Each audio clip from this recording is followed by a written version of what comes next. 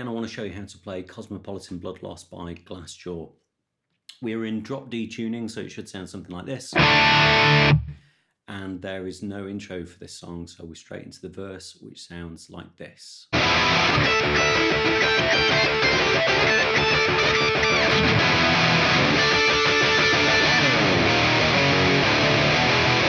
So as you can see, there's two guitar parts for this song, panned left and right, just as they are on the record. So I'll talk about each guitar part in turn. For a lot of the time, they're actually playing either the same part or very similar parts. So I'll focus mainly on the differences between the two. We start with this E sus flat 2, which both of the guitars play together.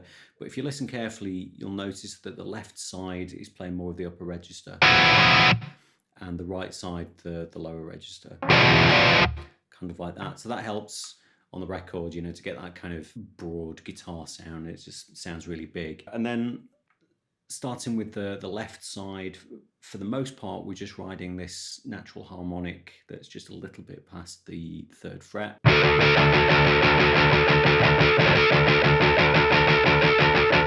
Notice that little gallop in there.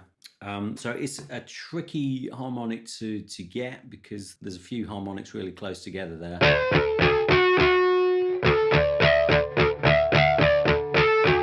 So it is just very slightly past the 3rd fret. The big E sus flat 2 again, then a big slide up and down, and finish with that riff. The right side plays that riff exactly the same as well. Moving on to the right, so as I say, we start out with that E sus flat 2, and then we go to the single note part further up the neck, which sounds like this.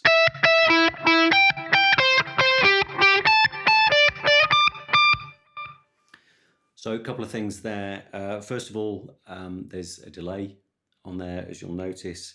It's a bit buried in the mix, really, so I think you could get away without using it if you needed to. If you do want to do it, you need to be very quick on and off the pedal. The other thing is that, so for instance, this second note, the E, you could get this as an open E as well if you wanted, or you could get it here. The reason that I point this out is one of the most important things with this, other than just playing the notes in the right order, is that you need to be able to do this comfortably, and particularly if you're on this kind of guitar, you'll be more than well aware the heel gets in the way when you get this far up the neck. So if you find it easier to do it with an open string, for instance, or to do it there, great. This is important because you need to be able to get out of that smoothly and into a fairly complicated chord or difficult chord. So if you can find a way to do that that's more comfortable than the way that I'm doing it, you know, great. As long as it's the right notes, I don't think it sounds that much different. Same as the other side, back to the sus flat 2, and then a little octave here at the 12th fret on the D string.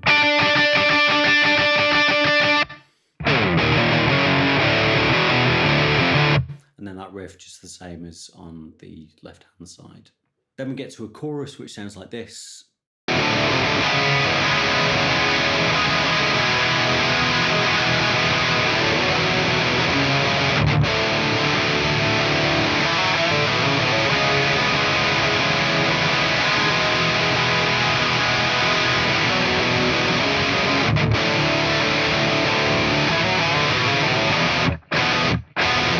So starting with that left-hand side again, we have this C sharp minor, and then an E major. With both of those, we're letting all of the open strings ring, aside from the low D.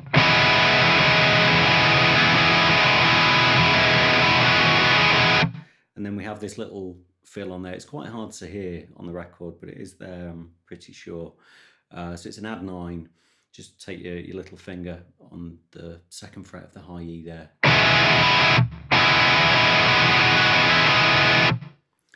Sus 2s.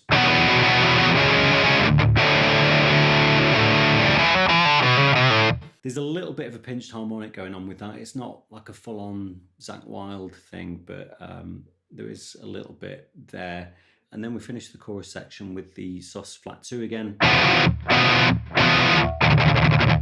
And this kind of muted tremolo picking, that kind of thing. On the right side, we're playing the same chords, we just don't have the open strings.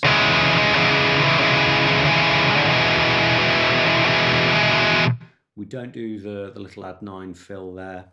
Sus 2 is exactly the same.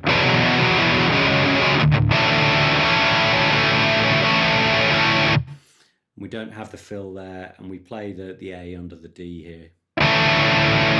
And just as the other side, we've got the sus flat 2 and the tremolo picking. Now we've got the first of 2 solo sections that sounds like this.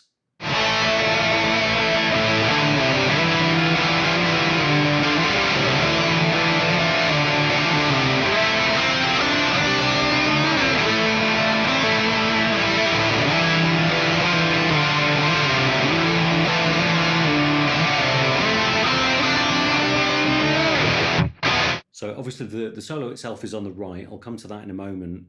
The part on the left is very difficult to hear actually what's on the recording. It's just the mix is just so dense at that point. It's really hard to pick it out. I've tried to find live videos of them playing this. Not yet managed to find one where I can actually see clearly what he's doing in that section, but it certainly sounds something like this.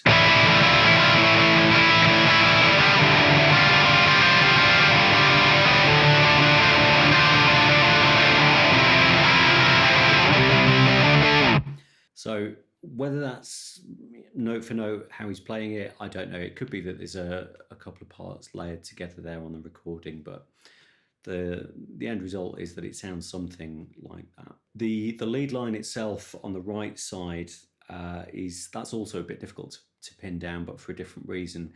If you listen really carefully, it sounds like, and this is typical for commercial recordings, it sounds like they've comped together a few different takes of that solo. So if you listen really carefully, you can hear notes kind of come in and out at places in where you wouldn't really be able to perform it that way. So what I've transcribed isn't necessarily exactly as the notes sound on the record, but it's I think the vibe that they're going for. The main thing to it is sliding into the notes, lots of vibrato, and combining slides with hammer-ons and pull-offs.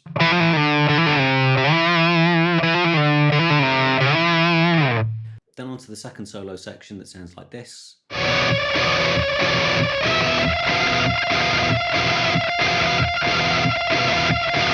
So I'll do the right side first because that's pretty straightforward. We're just playing that sus flat 2.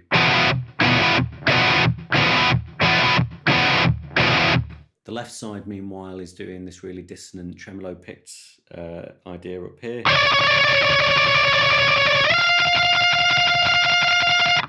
If you're anything like me and you tend to have a bit of a death grip on your pick, this is one of those instances where it's actually counterintuitively better to loosen up a little bit. It's like the Zen sort of tree bending in the wind thing. If you let the pick move while it's doing this, you'll get a much smoother sound out of it. Your pick won't get kind of caught up in the strings in the same way. You're less likely to lose your pick as well, I find. And finally to the outro section, which sounds like this.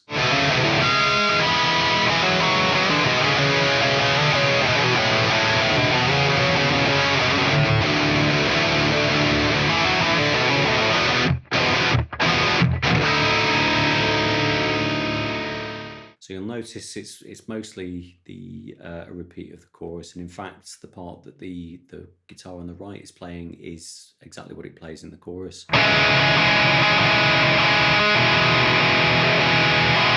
Exactly as before. The part on the left is a bit of a strange one. So first of all, what I've performed in my little playthrough, I'm starting that out with some harmonics, something like that. If you listen really carefully to the recording, what I think they're actually doing is hitting the strings behind the nut or possibly behind the bridge, depends on what sort of guitar you've got. It sounds more like that to me than a harmonic, but obviously you get a very different sound with that depending on the guitar. I've currently got it muted in any case, and frankly it's a bit easier just to perform harmonics. So take your pick. If you can do that and it sounds all right, then great, go for it. But otherwise, I think the harmonics are fine. So the line that you play there after the harmonics, you're coming in halfway through the bar, so you're going to feel out of time.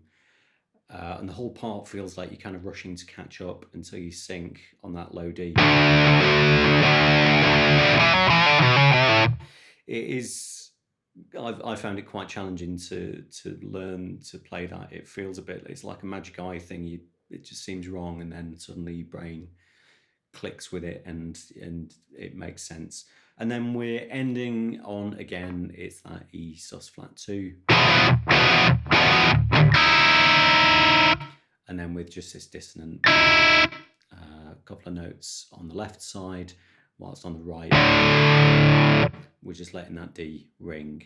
That's everything. Thanks for watching. If you're into this kind of stuff, do please like, subscribe for future videos, drop a comment, let us know what other songs you'd like to see covered. If you want tablatures and more song notes, that kind of thing, have a look under the video. There's a link there with some goodies for you. And yeah, thanks again. See you next time.